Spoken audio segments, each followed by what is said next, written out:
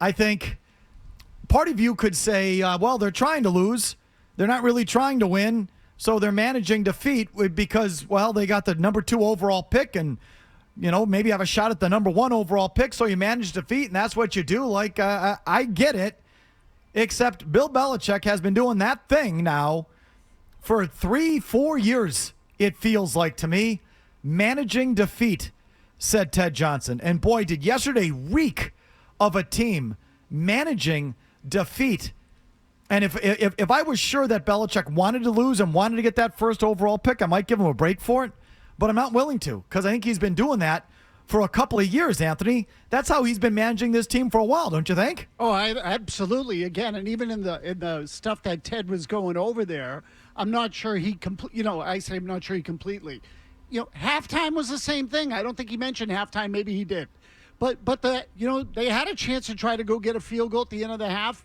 I think a lot of Belichick's decision-making is rooted in the fact that simply he does not believe in his offense, which I think is understandable. But it also reaches a point where you say, well, wait a minute, like what difference does it matter how much you lose by?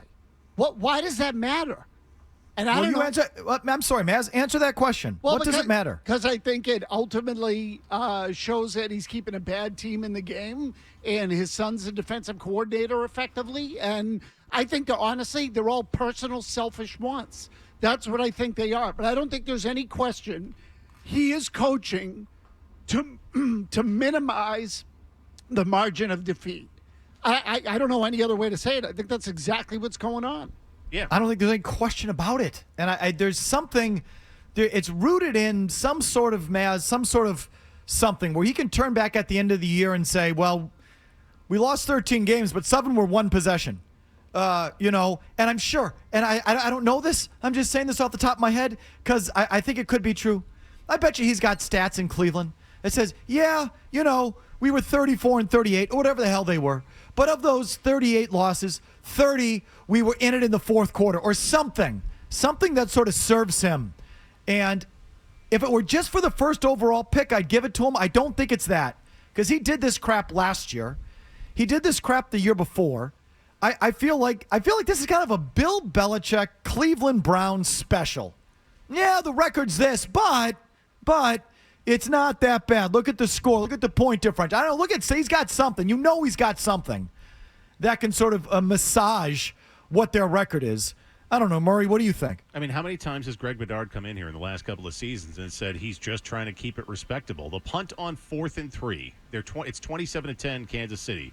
It's the first minute of the fourth quarter. You're at home. You got a 3-10 record. People just want to see you be competitive. To punt there, it's disgraceful. It's the perfect example of not trying to win, but rather just trying to keep the score respectable. And if you're making these type of decisions, then you should be gone. Again, this is like the 4th or 5th time, I feel like, in the last couple of seasons after Greg Bedard watches the tape. He comes in, he's like, he was just trying to keep it close. It happened against Buffalo last year. And we've seen it already a couple of times this year, too. It's just he's coaching to just say, look, it's not the defense's fault. The defense has kept us in all of these games. Nothing wrong with the defense. It's the offense. It's the quarterback you selected. We don't have anyone at that position. The defense is still good. I'm still doing my job there. What was the worst example? The punt on 4th and 4? To me, yeah, I thought well, that's an obvious one and bad. The last possession bothered me. I mean, I understand you're on the half-yard line, but do you have to huddle up? And how much of the play clock did they take in those situations? And I don't want to give you any of those plays because if you've got a functional team and you're really trying to play, you're throwing on first down, you're throwing out of the end zone, and you're throwing deep, and you're hoping to get a penalty, and you're throwing, and you're playing. That last possession, they go quarterback sneak, huddle, run, huddle, and yeah, they went for it on 4th down, but Belichick knew Reed wasn't gonna turn around and make him pay for that. So it's like both these guys. Don't you think both of them? And isn't that another thing that sort of bothers you? That it was like Belichick and Reed massaging each other, taking care of each other. Because Reed would have done the same thing because he knew Belichick would have done the same thing. And we're all just here sitting there, watching these two guys take care of each other. And I'm speaking with a little anger in my voice just because that's, what I do. I didn't bet it. If I bet it, I'd be pissed. Wasn't it 10.5? I saw 8.5 by the time the game went off. DraftKings had it at 9 before kickoff. Yeah. Okay, well then never mind. I read somewhere 10.5. Well, if you got it at 10.5 and you had the Chiefs, or 10.5 and you had, it's like, what are you doing? You guys are just sitting there making it look good for each other. And it's like, it's just another example of the old boys network, don't you think? Yeah, look, Mike, and I don't think there's any question about that part of it. And if you were to say what was the worst of it, to go back to your question from a little earlier, I'd take the whole fourth quarter. The whole fourth quarter is when it was at its worst. You're down 3 scores, and I think they passed the ball 5 times in the fourth quarter. 5 times. So, to me, the whole thing was he clearly didn't want to turn it over and make it look worse. And I think I equate it to, and it's not entirely the same thing, but work with me. In Mac Jones's rookie year, they ran up the score on some of the teams they played. They beat Jacksonville. They got 50 points. And at the end of the year, weren't they like the 6th highest scoring team in the league based on points per game that year? Something like that. Okay, yeah. so now Bill can tell everybody he had a rookie quarterback, and they finished 6th in the league in scoring, and they made the playoffs and went 10-7. And but realistically, you look at it, were they the 6th best offense in the league? No, Please. They were probably slightly better than average. They were like 13th or something like that, but he had to make it look better than it was because he knows what the final verdict or the final judgment will be. All right, so what else and you guys can join us, obviously, 617-779-0985. It's a reentry Monday. We'll take your calls on whatever you like, so it's all up to you. We'll take them, and we'll discuss everything on the board. What else stood out to you in the game, Mazz or Murray? I mean, that place, I was there. We got to go down and do that last segment or two, Gasper and I, for the pregame, and the place was full of Chiefs fans yesterday. That was evident. And I think, and even Zoe mentioned it too, it's like this is what the Patriots used to be during the 2 decades of dominance. They'd be the traveling road show. That has to be insulting to ownership. And Robert Kraft, this is what you used to have. The team that everyone travels to go to see. The team whose fan base packs the opposition stadium. That's not you anymore. That's the Kansas City Chiefs. That has to cut them. Oh, it definitely does. Look, and if we're talking about the game, too, first of all, between Taylor Swift and Bon Jovi, it's a miracle they played a football game there yesterday. They'd have gotten more interested people if they actually combined the two of them for a concert. But Did Kraft get an audience with Swift? I never saw that. He was down on the field with Bon Jovi before he went up and was the I know, bringer but of the light or whatever. Yeah. Look, the Bon Jovi doesn't count, please. I'm with you on that. Typical, classic Boston 2-bit celebrity. Did Robert get an audience with the real star of the show? Did he ever get to press palms? Did she ever get to kiss the ring? Anything? Obviously not, since there's no film out there, because that would be the first thing that would happen is Patriots.com and the social media team would have it everywhere just to prove it happened. So no. I mean, Jimmy makes a good point. She gave him the time of day, and like you said, if he got the time of day, it'd be on that board. It'd be everywhere. I think he's still waiting at midfield for Tom Brady to come out with the camera crew before the Tampa game a few years ago. Poor guy.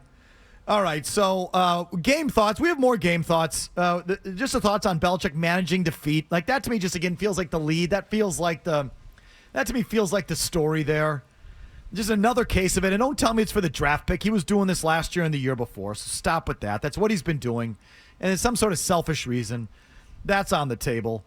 What about we had a good old-fashioned source-off over the weekend, too, about has Robert made up his mind on Bill Belichick? Weigh in on that as well. We'll take an opening thought on that. Do either of you guys got one? Oh, I thought that was good spitfest. That's what that was between Ian Rappaport and Tom Curran. I happen to side with Curran on this particular thing, but I do feel like I can't help but look at Rappaport and feel like he is the place where people are going to reverse things as they come out during the course of the year. And I'm not blaming him for it. I've been in that spot. I'd probably be doing the same thing if I still had his job. But I think that basically he is what's the word I'm looking for? He's the retaliatory guy more than he is the guy throwing the first punch, so to speak. I could see them ultimately and Robert getting cold feet because he didn't want to look at like the bad guy. And you moved on from Tom Brady, you move on from arguably the greatest coach of all time, and Bill Belichick. That part I get. To say that it hinged on how they performed over those last 4 games, starting yesterday, I think that's madness. I mean, I just think it's as simple as Rappaport calling up for the weekend reporting And, of course, going to the thing that took off last week. And I'll just say took off because Kern has been saying this for like 3 weeks. And I've been sitting on TV with him. And he said it 3 or 4 times, I want to say, for weeks. And it just it popped last week for some reason. It got picked up by someone or something. So it popped last week. And so Rappaport's following. He makes his calls to Foxborough. And what about this? And like, well, I wouldn't, I'd hold off on that. And it's as simple as that. He's done. The mind's been made up for a while, and we're just playing out the string, and that's what's going on. I think. And I know some guys. Look. Speaking of TV, Mike Holly feels differently. Meaning Mike Holly's wondered if he's hearing that Bill's getting a little bit of cold feet, or Gasper's feeling the same thing. So there's some legitimately sourced guys out there saying no, he's having some trepidation. I think Bill's done, and I think they're just sort of going back and forth and playing out the string because they don't want to, Patriot sources confirm Bill's fired. Like, they're not going to give anyone that. So Rappaport's taking that and going, well, hey, I'd hold on, which I don't think is it. But like I said, I'm usually wrong. It should be it. You should be done with Belichick just doing things for his selfish purposes. And I think the managing defeat thing falls right in line with that. You should be totally done. And part of this is ownership's fault, what I'm about to say. The J.C. Jacksons of the world being here, the free coaches, the free players, the cutting of corners, like all that has to come to an end, and hopefully it's coming to an end.